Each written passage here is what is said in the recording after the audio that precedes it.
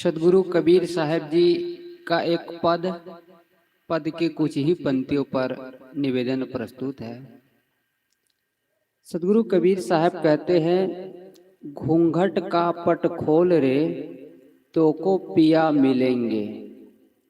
घट घट में वही साई बसतु है, कटुक वचन मत बोल रे। धन जौवन का गर्व न कीजिए, झूठा पंचरंग चोल रे। शून्य महल में दियाना बारी ले, आशा से मत डोल रे। जोग जुगुत से रंग महल में, पिए पाए अनमोल रे। कहत कबीर सुनो भाई, आनंद भय बाजत है अनहद ढोल। ये सदगुरु कबीर साहब जी का पद है। साहब कहते घूंघट का पट खोल रे तो को पिया मिलेंगे। ये हिंदी भाषा के अत्यंत और आकर्षण शब्द है।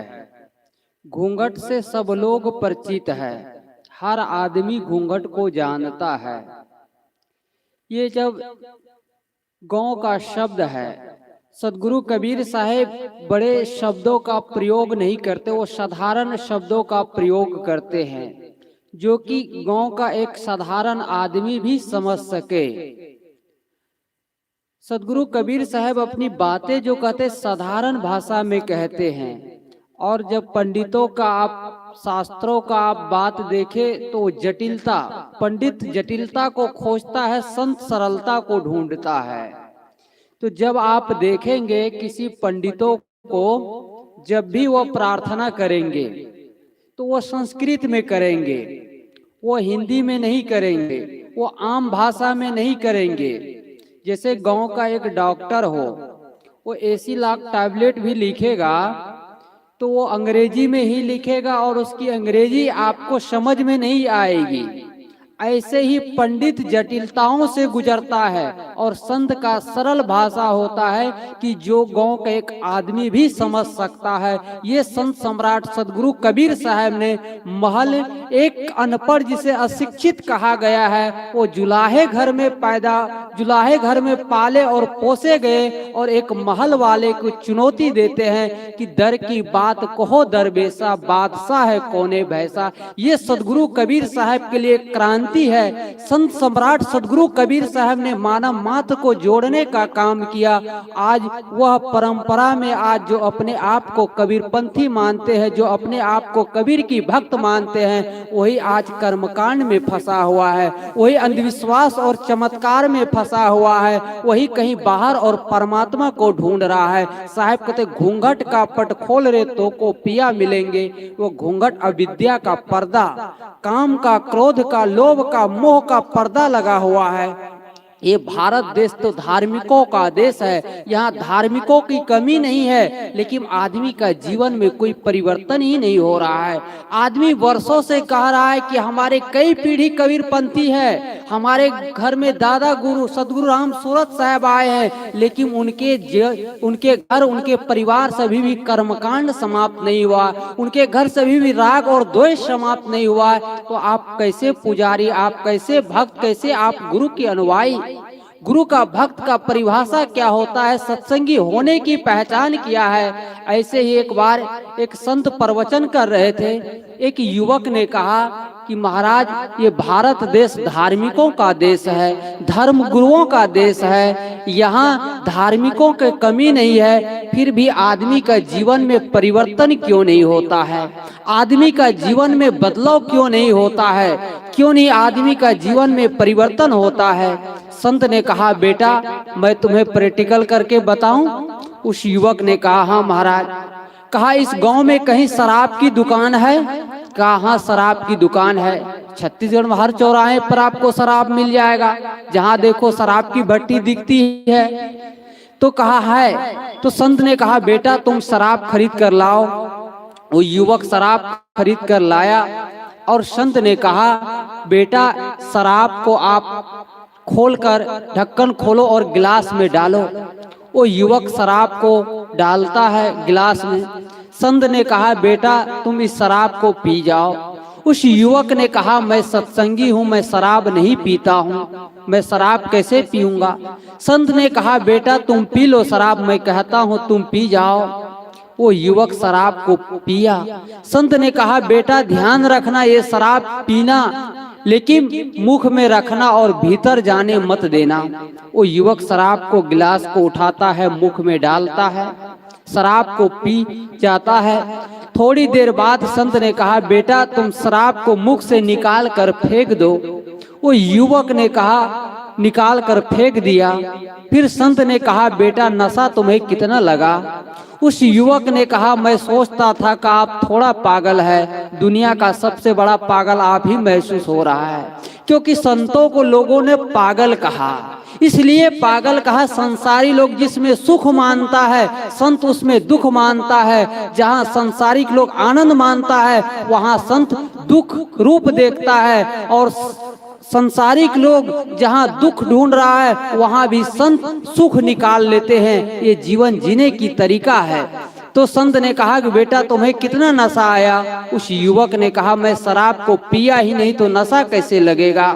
इस कहानी को जरा ध्यान से सुनना, शायद हो सकता है आप और हम सबकी जीवन की ये कहानी है। उस युवक ने कहा शराब को पिया ही नहीं तो नशा कैसे लगेगा। संत ने कहा बेटा बस तुम्हारी बातों का उत्तर मिल गया।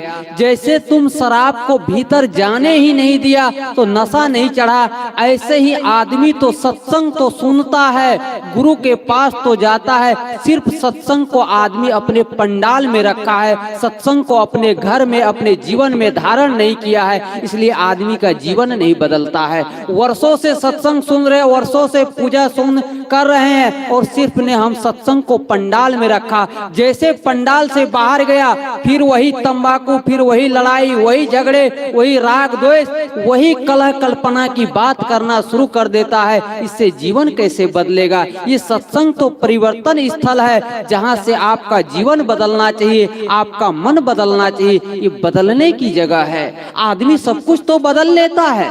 ऐसे एक बार एक संत ने कहा रहे थे, बता रहे देखो ये सत्संग स्थल है, यहाँ बदल कर जाओ, कुछ न कुछ बदलो, बदल कर जाओ। किसी ने कहा भैया संत कहा कुछ न कुछ बदल कर जाओ, बदलो अपने आप को, कुछ बदल कर जाओ। वो आदमी क्या बदला जानते हो?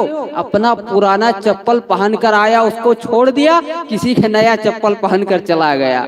कहा संत ने कहा कुछ न कुछ बदलो। चप्पल बदलने से आपका जीवन नहीं बदलेगा, कपड़े बदलने से आपका जीवन नहीं बदलेगा, स्थान बदलने से आपका जीवन नहीं बदलेगा। जीवन बदलेगा अच्छे विचारों से, अच्छे संस्कारों से।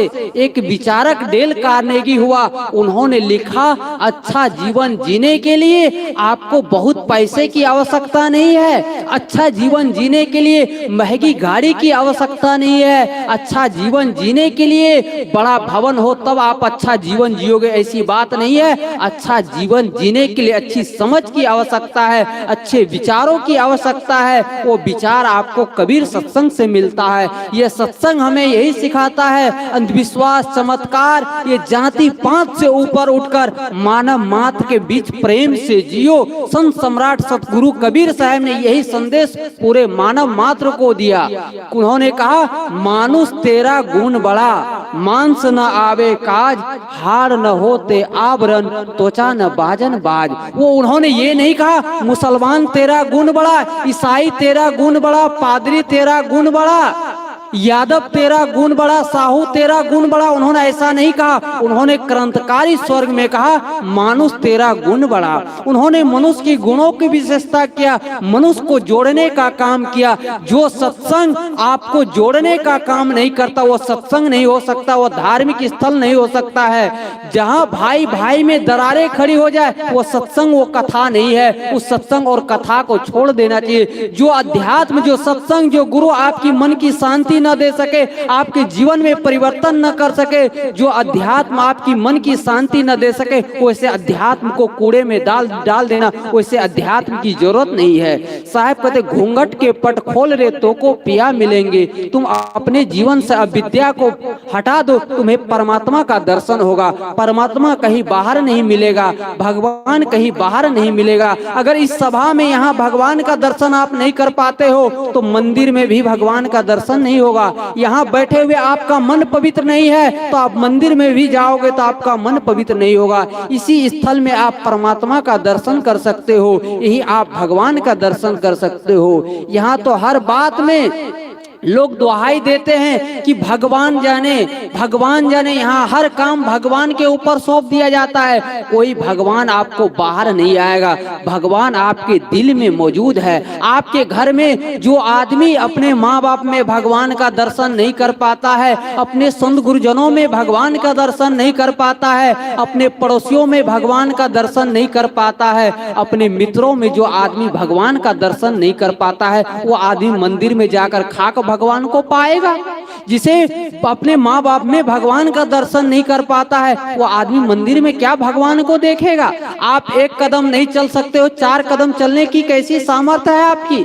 आप नहीं चल सकते हो। आप यहाँ भगवान का दर्शन कर सकते हो। साहेब का भजन आप लोग गाते हैं ना, गायक लोग, तूने आंगन नहीं बोहारा कैसे आएंगे भगवान, चंचल मन को तूने ही समारा कैसे आएंगे भगवान। हृदय रूपी आंगन गंदा है, हृदय रूपी आंगन विकारों में डूबा हुआ है, और हम चाहते हैं भगवान को पाने के लिए। जब दर्शन को दिल चाहिए तब दर्पण मांझत रहिए, जब दर्पण में लागी काई तब दरस कहाँ से पाई।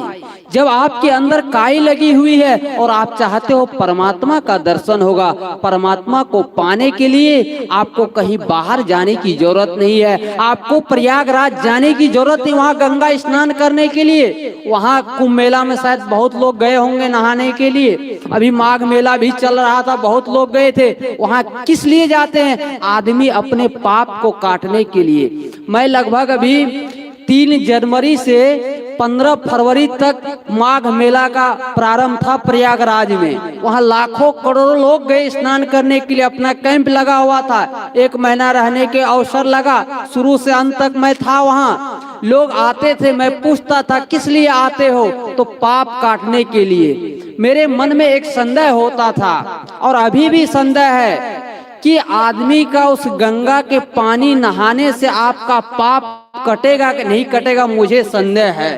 संदेह है, मैं वहां रहा हूँ। आप उस गंगा के पानी से नहाने से आपका पाप कटे या न कटे, मुझे संदेह है। लेकिन मैं इतना गारंटी जरूर देता हूँ, लाखों और करोड़ों का जेब कट गया, ये मैं प्रमाण के साथ बताता हूँ। लाखों लोगों का जेब कटा है। वो तीर्थ स्थल किस काम की जहाँ लोगों को जेब काटा जाता है, वहाँ तो मन पवित्र होना चाहिए। आप गंगा नहाते हो, आप कभी गंगा माँ से आप डुबकी लेने के बाद कभी आपने संकल्प लिया है आप डुबकी लगाओ, तो वहाँ संकल्प लो, आज से मैं शराब छोड़ रहा हूँ, आज से मैं जुआ छोड़ रहा हूँ, आज से मैं तंबाकू छोड़ रहा हूँ। आपकी गंगा नहाना सार्थक हो जाएगा, ये कबीर सत्संग में आना आपका सार्थक हो जाएगा। लेकिन आप बरसों से अहंकार के साथ कहते हो बड़े गुरुदेव जी से मैंने दीक्षा लिया हूँ, लेकिन तंबाकू खाना नहीं छोड़ा है, झूठ बोलना नहीं छोड़ा है। जब जाएगा दफ्तर में ऑफिस में काम करने के लिए, घूस लिए बिना कोई काम नहीं करेगा। कैसा धार्मिक, कैसा गुरु के पुजारी। साहब कहते सदगुरु शरण जाके तामस त्यागियो। सदगुरु के शरण में जाओ, तामस को त्याग करो, गलत विचारों को छोड़ो, अच्छाइयों को जीवन में धारण करो। जगह बदलने की जरूरत नहीं है, अपने स्वभाव को, अपने गलत आचरणों को, गलत विचारों को छोड़ने की आवश्यकता है। यह कबीर सत्संग हमें यही सिखाता है। ये सत्संग तोड़ना नहीं सिखाता है, ये सत्संग जोड़ना सिखाता है। जो सत्संग तोड़ना सिखाता हो वो कभी सत्संग हो ही नहीं सकता है, वो अध्यात्म की जगह नहीं हो सकता है। यह सत्संग आपको प्रेम करना सिखाता है, आपकी पारिवारिक जीवन कैसे सुखद हो, आपका सामाजिक जीवन कैसे सुखद हो, आप अपने जीवन से कैसे खुश रहो, आप अपने जीवन से कैसे प्रसन्न रहो। ये सत्संग हमें यही सिखाता है। सदगुरु कबीर साहब जी का पद, घूंघट का पट खोल रे तो को पिया मिलेंगे। नहीं साहब जी 15 मिनट हो गया, तो मैं कह रहा था घूंघट का पट खोल रे तो को पिया मिलेगा। घूंघट का पट खोल, तुम्हें परमात्मा का दर्शन होगा। परमात्मा कहीं बाहर नहीं मिलेगा, भगवान कहीं बाहर नहीं मिलेगा, भगवान यहीं मिलेगा। यहाँ कुछ भी होता है लोग कहता भगवान ऊपर वाला जाने, भगवान जाने। यहाँ हर बात में भगवान का नाम आदमी लेता है। ऐसे एक घटना है, कहानी है, एक घर में कुछ भी होता था लोग कहते थे ऊपर वाला जाने। एक बूढ़ी माँ थी, आपस में घर में लड़ाई हुई सास बहू में किसी कारणवश। लड़ाई हुई। तो लड़ाई करके सब सो गए, रात का समय था, सब लोग सो गए। संजोग से उसी दिन उनके घर में कुछ चोर आ गए चोरी करने के लिए। चोर आ गए चोरी करने के लिए। तो एक चोर ने कहा, देखो भैया मुझे भूख लगी है, दूध है। तो किसी ने कहा, भैया देखो दूध रखा है, दूध पी लो। कहा, अरे दूध क्यों पियोगे, चावल है डाल दो, खीर बन जाएगा, खीर बन जाएगा, खीर खा लेते हैं। किसी ने चावल डाल दिया, किसी ने चीनी डाल दिया, खीर बन गया। तो बूढ़ी माँ सोई हुई थी। बुढ़ापे में किसी का भी मुंह खुल जाता है, किसी के मुख से आवाज आने लगती है। तो एक सब जगह अच्छे बुरे इंसान होते हैं। तो एक चोर ने कहा, वो भी दयालु रहा होगा, तो कहा, देखो भाई बूढ़ी माँ सो गई, बेचारी खीर मांग रही है, इसे भी थोड़ा दे दो। चोर एक डब्बू निकाला और उसमें से निकाल कर बूढ़ी माँ के मुख में गरम गरम जाकर खीर डाल दिया। बूढ़ी माँ के मुख में खीर डाल दिया। अब बेचारी 12 बजे रात में वो चिल्लाए कि मेरे साथ अन्याय हो गया, देखो मेरे मुख में कोई गरम गरम खीर डाल दिया है, ये मेरे परिवार के लोग पता नहीं कौन ऐसा किया है, इसके लिए कुछ कानून किया जाए। भाई ये तो ठीक नहीं है, किसी के साथ ऐसा व्यवहार किया जाए। गांव वाले लोग जुड़े, आए और पूछा, क्या हुआ बूढ़ी माँ, किसने तुम्हारे साथ ऐसा किया? तो बूढ़ी माँ बार बार कहे, भैया ऊपर वाला जाने, मैं क्या जानूं, भैया ऊपर वाला जाने, ऊपर वाला जाने। तो 2 चोर छज्जी है ना टाण, उसके ऊपर 2 चोर बैठा हुआ था। तो बार बार कहे, भैया ऊपर वाला जाने। दोनों चोर के मन में संदेह हो गया, देखो बूढ़ी माँ हम लोगों को देख ली है और करे ऊपर वाला जाने। तो दोनों चोर से रहा नहीं गया। उन दोनों चोर ने कहा, बूढ़ी माँ सिर्फ ऊपर वाला जाने, तखत के नीचे दिनेश भैया और गणेश भैया वो नहीं जाने, सब ऊपरे वाला जाने।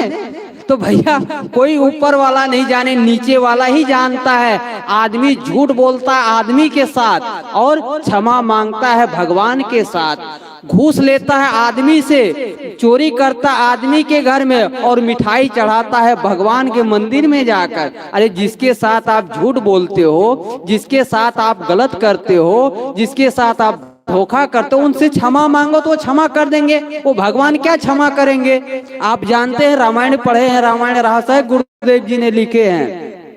गुरुदेव जी का रामायण रहस्य है, यहाँ बुक स्टॉल में होगा। तो बहुत कई रामायण है। तो आप जानते हैं रामायण का मुख्य पात्र भगवान राम दशरथ के घर में पैदा हुआ। किनके घर में? दशरथ के घर में पैदा हुआ, जिसे आप भगवान मानते हो। जब भगवान राम अपने पिता को दुख दूर नहीं कर पाया, तो क्या आपका दुख दूर कर पाएगा? नहीं कर पाएगा, आपको खुद करना पड़ेगा। तो साहब कहते, कहीं परमात्मा बाहर ढूंढने की जरूरत नहीं है, पड़ोसी में। जो भगवान खाता नहीं आदमी उसको खिलाता। आदमी बहुत चतुर हो गया है, बहुत चतुर है। जो भगवान खाता नहीं आदमी उसको खिलाता है। जो भगवान बोलता नहीं उसके पास जाकर क्षमा मांगता है। असली भगवान के साथ आदमी क्या करता है? धोखा करता है। जो भगवान खाता नहीं है उसको खिलाता है। नकली मंदिर में क्या करता है आदमी? दूध चढ़ाता है। क्या चढ़ाता है? दूध चढ़ाता है। और असली मंदिर में क्या चढ़ाता है? शराब चढ़ाता है। और नकली मंदिर में क्या करता आदमी? अगरबत्ती जलाता है, धूप जलाता है। और नकली मंदिर में सिगरेट जलाता है। और बड़े चौ से चौराहे पर पिएंगे सिगरेट। 5 रुपया वाला नहीं, 10 रुपया वाला सिगरेट दो, और 2 रुपया वाला अगरबत्ती भगवान के मंदिर में चढ़ाएगा। जो भगवान सूंघता नहीं है वहाँ अगरबत्ती जलाया जा रहा है, और जो असली भगवान है वहाँ सिगरेट जलाया जा रहा है। जो भगवान कपड़ा नहीं पहनता है उनको सोने का मुकुट दिया जा रहा है, और जो असली भगवान है उसका जेब काट कर नकली भगवान को चढ़ाया जा रहा है। ये कौन सा पुजारी, कौन सा भक्त, कौन गुरु का लक्षण है भाई? कबीर साहब का जो ज्ञान है, पारख का ज्ञान है, सत्य का ज्ञान है, कर्मकांड से ऊपर उठने का ज्ञान है। साहब कहते घूंघट का पट खोल रे तो को पिया मिलेंगे। अब विद्या का पर्दा हटाओ, तुम्हें परमात्मा का दर्शन होगा। आपका परिवार में जितने सदस्य है, माँ है, बहन है, बेटी है, अड़ोसी पड़ोसी का लोग है, सब में परमात्मा का दर्शन करो। वहाँ आपको अगर परमात्मा नहीं दिखाई पड़ेगा तो कहीं मंदिर में भी परमात्मा नहीं दिखाई पड़ेगा। मंदिर तोड़ो, मस्जिद तोड़ो, कुछ नहीं मुजाका है, पर किसी का दिल मत तोड़ो, यह घर खास खुदा का है। कभी पिता का दिल मत तोड़ना, कभी माँ का दिल मत तोड़ना, कभी भाई का दिल मत तोड़ना, कभी पत्नी का दिल मत तोड़ना, कभी पड़ोसी का दिल मत तोड़ना। लेकिन आदमी इन सब के दिल को तोड़कर और मंदिर जाता है। अगर घर के देवता अगर नाराज है तो बाहर की देवता भी नाराज हो जाएंगे। माँ बाप की पूजा करो, संत गुरुजनों की पूजा करो, अच्छे साहित्यों को पढ़ो, चिंतन करो, पारखी संतों गुरुजनों से जुड़ो, अंधविश्वास, पाखंड, इस चमत्कार से ऊपर उठकर जीवन को एक नई रोशनी दो, एक नई दिशा दो कि आज से हमने पारक सत्संग सुना, सदगुरु कबीर सत्संग में गया और जीवन में बदल कर जाते हैं। अपने आप को बदलो, ये सत्संग हमें यही सिखाता है। तो मैं सदगुरु कबीर साहब जी के एक पद के कुछ ही पंक्तियों पर कुछ निवेदन करने का प्रयास किया। मेरा समय पूरा होता है, मैं अपनी बात को यही समाप्त करता हूँ। बोलिए सदगुरु कबीर साहेब की जय, सदगुरु श्री अभिलाष साहेब की जय। ताली बजा के स्वागत करो भाई।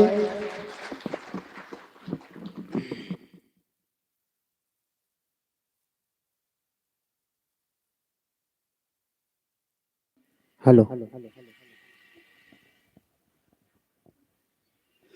प्रेम से बोले सदगुरुदेव की जय। हमारे बीच पधारे हुए हमारे परम सम्माननीय श्री वीरेंद्र साहू जी, प्राचार्य कृष्णा संगीत विद्यालय धमतरी का हम सभी जो है आज सुबह 10 बजे से उनका हम सभी ने मधुर स्वर के साथ बड़े सुंदर आवाज़ में हम सभी ने भजन सुने हैं। और इस बीच अब मैं हमारे जो आयोजक समिति हैं उनसे निवेदन करूंगा।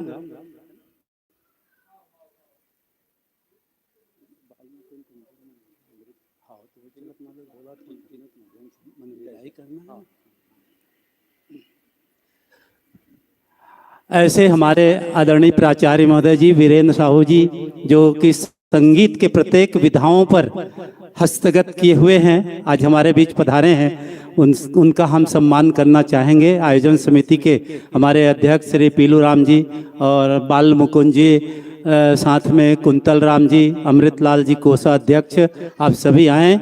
श्री राजा राम साहू जी आप भी आएँ और आप सब आकर हमारे परम सम्माननीय श्री वीरेंद्र साहू जी, प्राचार्य कृष्णा संगीत महाविद्यालय धमतरी का स्वागत सम्मान और आयोजन समिति की ओर से आप आमंत्रण से आप पधारे हैं। और साथ में हम उनकी धर्मपत्नी श्रीमती देख अब भी नाम था भूल रहा हूँ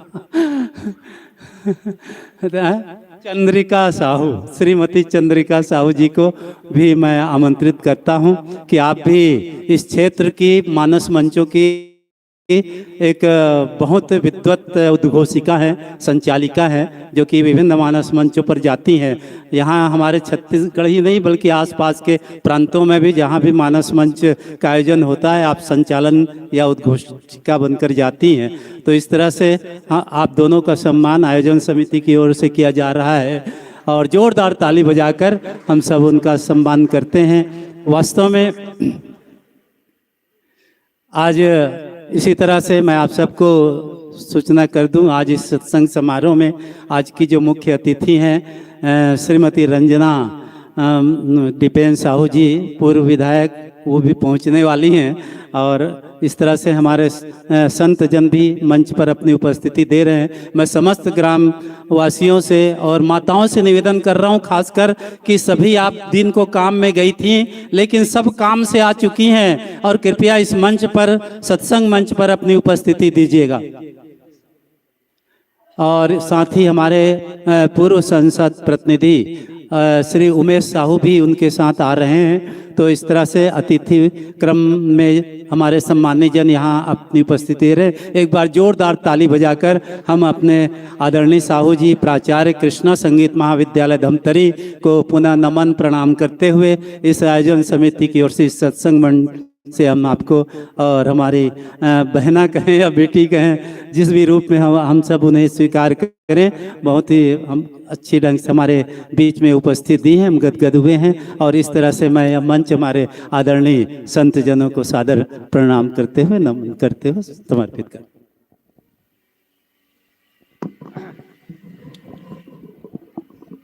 बोलिए सद्गुरु देव की जय। अब आगे हमारे बीच